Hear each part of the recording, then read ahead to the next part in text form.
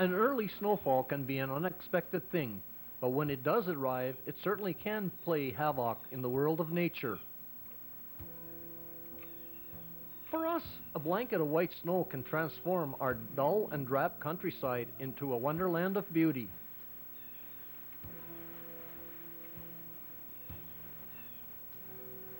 The coming of the snow brings us visions of those great outdoor activities we enjoy in the winter months. It's a welcome sight for many. Unfortunately, in the world of nature, it's a different story. A cold and harsh winter can limit food supplies, and it can create a desperate struggle for survival. It's a time when mankind must learn to assist those in need.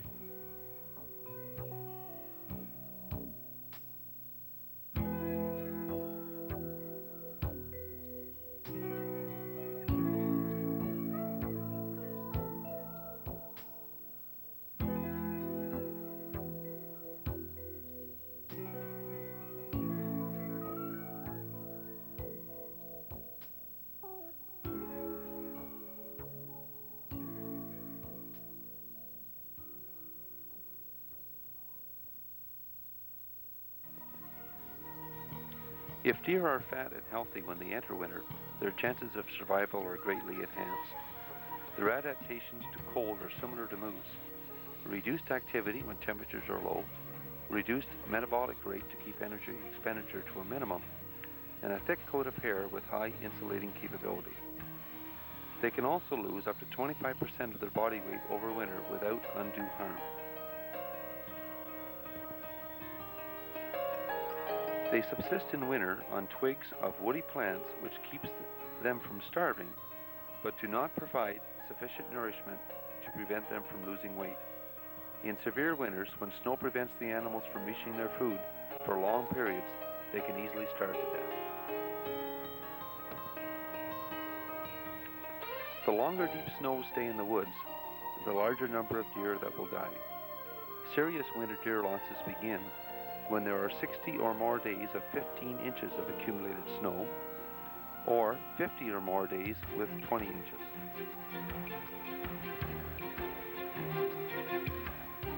Energy expenditure required for fawns to move through 15 inches or more of snow and adults to move through 20 inches or more is greater than the energy supply provided by available food and stored fat reserves. The primary objective of an emergency winter deer feeding program is to prevent death by starvation. The need for a supplementary feeding program is based on several factors. Critical conditions occur with deep snow and extremely cold temperatures. If they persist for prolonged periods of time, then an emergency plan may have to be put into place. Generally speaking, deer do quite well on their own under normal conditions. Once a feeding program has been initiated, it has to continue until such time as the deer can feed on the new growth as it appears in the spring. People often feed deer in their backyards, but this is not necessarily a good idea. Initially, you may only have a few animals that come to your feed site, but within a short period of time, you may have a whole deer herd in your backyard. That can be devastating to your surroundings, not to mention your pocketbook. As snow depths increase, deer leave open areas and begin to yard up into larger groups. They travel on well-established runways to areas where suitable food can be found. To avoid loss of valuable body fat, they usually continue to stay on these well-packed trails. When sudden and heavy snowfalls occur, deer can be caught outside the main core area and will have difficulty moving about. If the snow and cold haven't reached a critical stage, there are several things that individuals can do to assist the deer herds. Do not put undue stress on the animals. Curtail your winter activities away from areas with good populations of deer. Leash up your dog if it has a tendency of roaming around the countryside. A playful dog chasing a deer in deep snow puts a tremendous amount of stress on the deer. If you have plans of cutting some deadfalls or cedar for personal use, Try and schedule your cutting during the winter months. That way the deer can benefit from the browse. On the other hand, cutting cedar just to provide a source of browse for the deer is not a beneficial idea in the long run. By cutting cedar needlessly, you are removing a future food source forever, and these cedars often double as a cover source for the animals. Cutting cedar browse should be done with a pruning saw. Take only branches that are well above the normal browse line. This way you are not increasing the height of a browse line that is probably too high already. Packing trails with snowshoes in and around yarding areas can be very beneficial in the early stages of a deer assistance program. A good network of trails is important to allow deer access to more natural browse, to provide escape routes from predators, and to establish trails for possible deer feeding operations later on in the winter. As a guidelines, trails should be broken where deer activity is apparent and along existing deer trails while avoiding wide open areas. If major trail breaking efforts are necessary, heavy equipment such as all-terrain vehicles, farm tractors, skidders, and bulldozers can be utilized. Try to identify a good food source and establish a natural feed area for the deer. This very heavily browsed brush, if you like, is several different species here, actually 3 different species. That's soft maple. This is opposite dogwood or red osier. And this is hazel. And you can see that they like all of them equally. This is even a poplar that is browsed, and that's unusual because poplar is a starvation diet, and the nutrient value in poplar is very low as compared to these other species. But the opposite dogwood, that's this red colored bush, and if you look around you'll see that it's mowed off, is a very, very good food source and very attractive to deer. It's their one of the #1 target foods in the winter months. And you can tell by the repeated branching here that this has been browsed heavily over a good number of years. This will sprout again in the spring and will likely double up and provide new growth. Bob, this is a red osier or opposite dogwood that has obviously grown too tall to be of any food value for the deer. And there's a number of things you can do with this. You can cut it off entirely at a height of 2.5 to 3 feet, and it'll sucker from that cut and provide new growth for the following winter that would be above the snow. Or you can simply just bend it over and break it like this.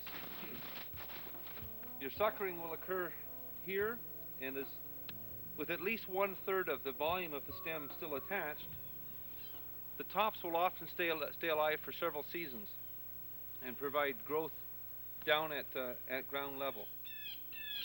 The introduction of an emergency feeding program for the deer herds can be a massive undertaking and requires extensive planning. Supplementary feeding is both costly and time-consuming. It must be implemented in areas where the greatest benefit can be achieved. There is much to do even before the actual feed routes are established. If feed sites are placed on private land, then landowner consent forms must be filled out. A large supply of high-quality deer ration must be obtained. Easy access feed storage depots must be located. A variety of heavy equipment may be needed in difficult areas. Numerous volunteers and coordinators are needed to set up feed sites and handle the actual feeding. Public awareness is very important. Through media coverage, the feeding program may obtain extra funding through donations, get more volunteer help, and let the public know what is happening. And finally, the volunteers must have a good knowledge of the proper procedures when it comes to supplementary feeding. In this particular yard, the available food has been all consumed, and it's pretty slim pickings. So in an emergency situation, you would pick a runway like we have here, well-traveled runway, and because you want to start them out with a mixture of the available natural browse, in this case it's white cedar, you would put a pile of white cedar right on the runway, so they couldn't miss it. And then add about a quarter of a pail maximum, 20 to 24 ounces of the corn oats mixture. And on a main runway like this, you might want to put as many as 5 to 10 of these. Spread them out on the runway and try and have them at least 10 feet apart. There's a tremendous amount of competition between deer when there's a scarcity of food, and they'll fight each other for whatever food is available. By putting lots of piles and spreading them out, you will reduce the competition factor, and it will also enable many of the deer in that particular area to have access to the food source. You would continue doing this, small quantities, a mixture of corn and available browse, usually cedar, for 5 to 10 days. And after that time, you'll find what happens in a lot of cases is they'll pick the cedar out and remove it and eat just the corn and oats. And when they start doing that, then you can go to just straight grain. And you would do the same sort of thing, fairly small quantities, and just simply dump the grain right on the runway. Start out with about a quarter of a pail, spaced out again 10 feet apart. And in a matter of a week, you can go to larger quantities, a pail at a time. And about 2 weeks to 2.5 weeks after starting the operation, you can go to the full bags. Persons wishing to feed deer should consider the cost of the feed. A group of 10 deer consume 18 kilograms or 40 pounds or more of feed per day. It is better not to feed at all than to start feeding, create a dependent deer, and then stop feeding because of costs. You're marking down what each deer gets, eh? Well, Just we joking. mark down how many bags we use, how many spots we put it, and how much was eaten.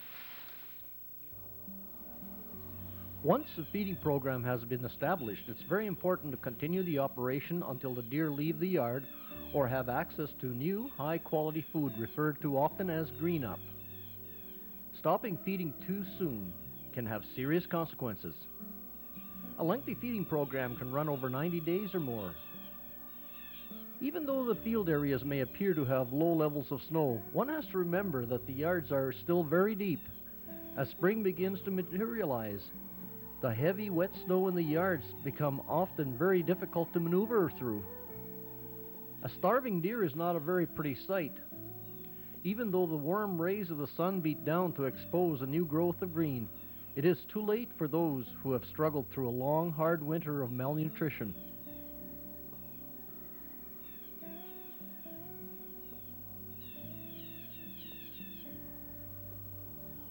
The world of nature can be difficult to understand at times and seem even quite cruel. Those that survive the hardships of winter will once again bring us the beauty into a new and more colorful world.